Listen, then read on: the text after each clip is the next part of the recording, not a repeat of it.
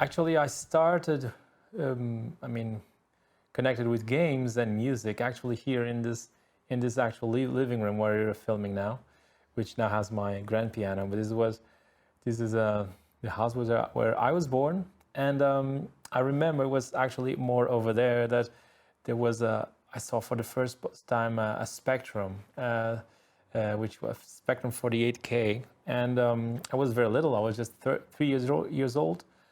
And then I remember then my father bought a Commodore 64, but I think I got into music and to wanting to compose music with two things. First, when I watched some videos here, I actually also watched videos here in this living room. There was a big TV and we had a VHS recorder. We had some cassettes. We went to something that doesn't exist anymore, which was video clubs, where you could rent movies. And so there was and I remember movies like Jaws and Star Wars, which my father was a fan of sci-fi, so we watched that stuff a lot. And also the same time my father bought for the first time a Commodore Amiga, and that was the big moment when I was like overwhelmed with what I saw. The Amiga used to be in that over that corner of this big living room, and I remember playing with my father every day. And the audio in Commodore Amiga was absolutely amazing compared to any other computer at the time. We were talking at the late 80s, early 90s, and it's curious that the first piece I composed was using a tracker that came with a magazine that existed back then, which was called the Mega Format, and it was Octamet Pro. And I remember I stole it in my Amiga, and I remember creating this first music. There's also a moment in my life which was a bit tough. This of course many years have passed meanwhile. So the first time I started actually composing, I was probably 9 or 10, and about maybe I think I was around 12. My father got very ill. He got a cancer, which he sadly passed away because of that.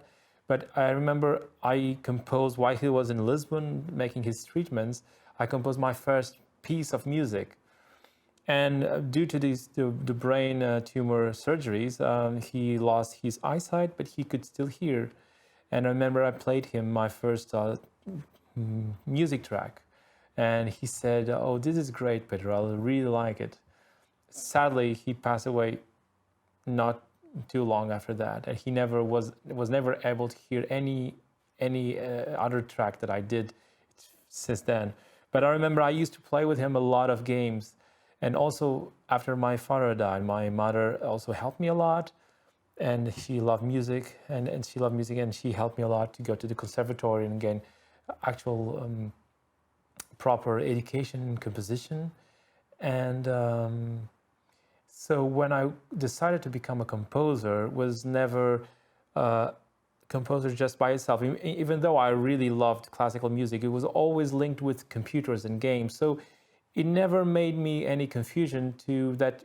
What we want is to create music. It doesn't matter if it's with games, it's for films, or for just classical music. I think it just has to be, I don't know, music done with passion and stuff that we care about. And so games are really part of my life, and that's why I love making music for games. It's just amazing. I mean, and it was really great. Chorus, at the time the name wasn't even still decided when I came on board with the team, and the invitation came from Philipp Mockenfuss, which is the audio director at Silver Fishlabs in Germany, and I think we kind of sometimes spoke and chat about my work on Star Citizen. He used to work with another great professional in the video game industry, which is Bastian Zielbach. And we used to speak with each other like once every year or so, and it was with great pleasure that I got his invitation to make a demo so he could show to his bosses and about this game, which still had no real name at the time. And so that's how I got involved in the game that will become Chorus. The inspirations I got was at some point, not right at the start, but just at some point, Chorus. I understood more of Chorus' storyline, and I understood that Nara, which is the main character, would be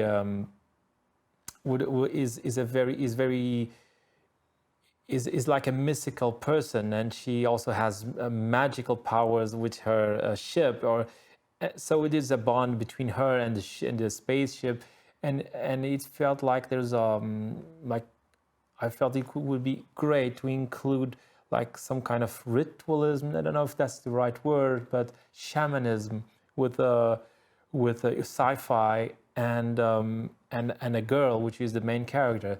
So I think that was an awesome idea. I really like to create the music that had that spiritual woman warrior fighting against the people who are not who used to be her friend, but then she realized she was not in the right side of the battlefield, and she moved to go against them because they were killing people. That was not very cool. So I was very when I created the main theme, it took quite some time to be created, because initially we still didn't have Nara as a main character, and so.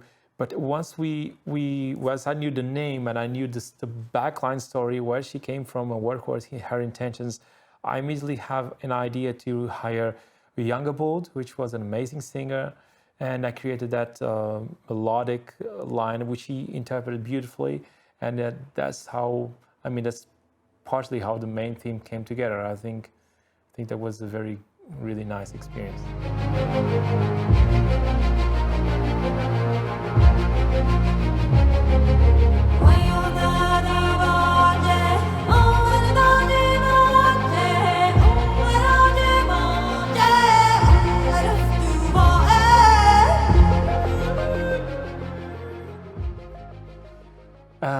There was a fun moment that I had. It's curious, when I first knew about Nara and her narrative, I thought about my daughter because I don't know, it was a female character. My daughter was still very young when I was composing main theme for Chorus, and she's now about to be 5 years old. And I remember about last year around this time was when we decided to record it with live orchestra, the main theme for Chorus. And one thing was really touched me and made, because I wrote the music to be like the spirit of my daughter, like a warrior coming to this world, which, we live in a crazy world. It's kind of almost like, I don't know, it's kind of like pretty, women need to be warriors these days. At least that's how I thought. So this music was created thinking about her spirit, her vivacity. I don't know if it is not the right word, but how she always plays with things and makes any place come alive. And the moment when you started the recording session, actually I must have said to someone in the orchestra that it was my daughter's birthday. And they played the birthday song, so I could hear in the start of the recording session. Sadly, I don't have it recorded. I'm so sad I don't have it actually in video or anything. But it was so cool that they were about to perform a music that was inspired by my daughter, and they played the happy birthday music. That was a very fun moment. I loved it. Philip also loved it. That was very cool. Yeah, working with Philip was absolutely, amazing. I really liked it. We always had a very great relationships since the start. I think that was very beneficial to the soundtrack. And it's curious that people often think about the composer and forget about the other director or music director when it exists one in a company, and how much they actually work with the composer to make the soundtrack sound as it is, not only by music direction, but also by suggestions and remakes and retakes they ask for, and many tracks.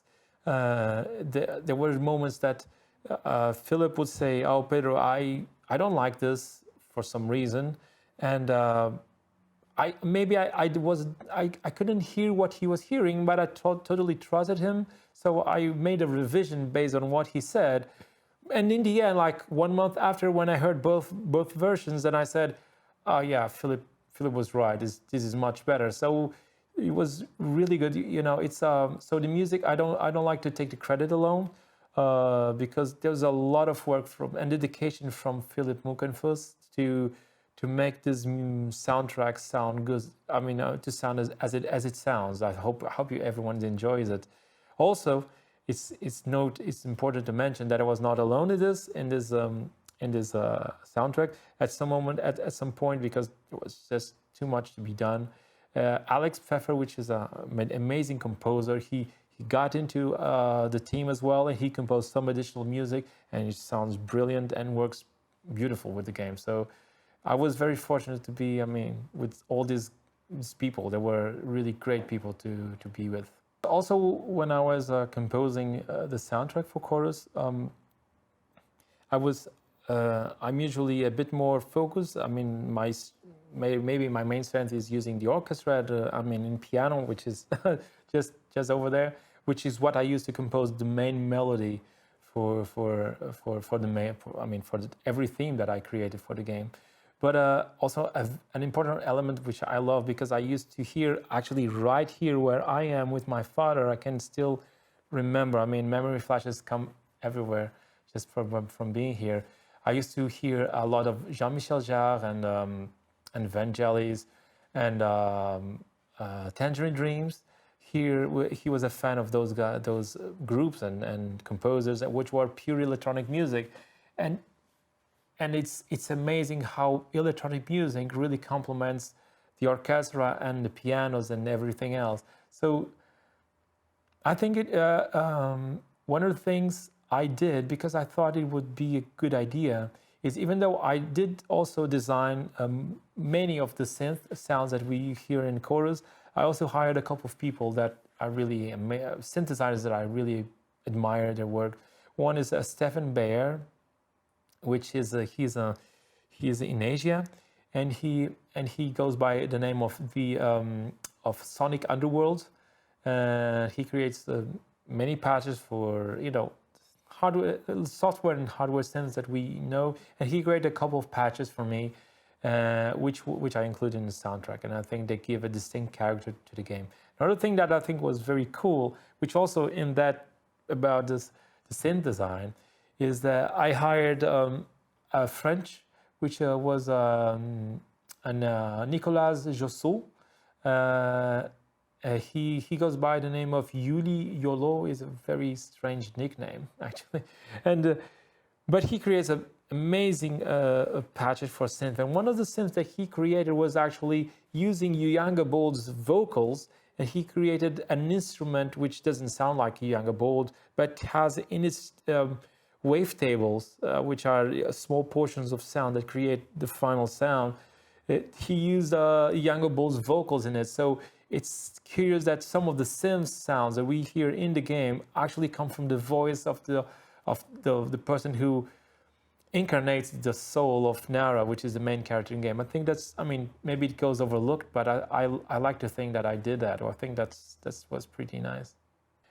When one of the game moments that I think were very important was, the game was completely important from start to end, but I think in the start there was I wanted people to enter the world of Chorus. Of course, they hear the main theme in the title, but then when they actually enter the game for the first time, the music here uses a very a hybrid instrument. This kind of reminds of an organ, and that's something when I look at space, I really think there's something, I mean, holy or sacred about it. So I really like to use the organ there with a very strange chord, which was like a minor major chord. It was actually it was not just a chord, it was the actual same chord that I use in one of the jazz themes that I like to play the most, which is a Solar from Miles Davis, and which is a C minor with a major 7 chord, and it creates like a kind of a weird sound with the organ and with the synths and then strings afterwards that really give that whirl of chorus, like a strange, mystical, that's something that you kind of know because you heard it, but you don't know at the same time. I think that was pretty, I really like doing that, and the other director also enjoyed it, and I think creates a beautiful atmosphere to people to enter the world. I think it's very important. The first minutes of the game are always very important. So working for this game was a beautiful surprise to me, because I could see the game kind of shaping up gradually, since it was like very early stages until it became what it is on my PS5, which is where I play it. And I really I think the whole team came together and pushed their boundary and their self, I mean, the limits they have to the maximum to create the final product. And I think the reviews show that. And I really hope that this is the first step for them to enter in an even bigger stage in the future. Who knows? That's at least I hope so, because the passion exists in everyone. Everyone that I had the pleasure to speak with in the team is super, kind and passionate about making games and making great games, and above all, making games that really are fun to play. I think that's what the reviews have been telling us. It's a fun play to game. It's like a fun game to play, and I really look forward to see what they come up next.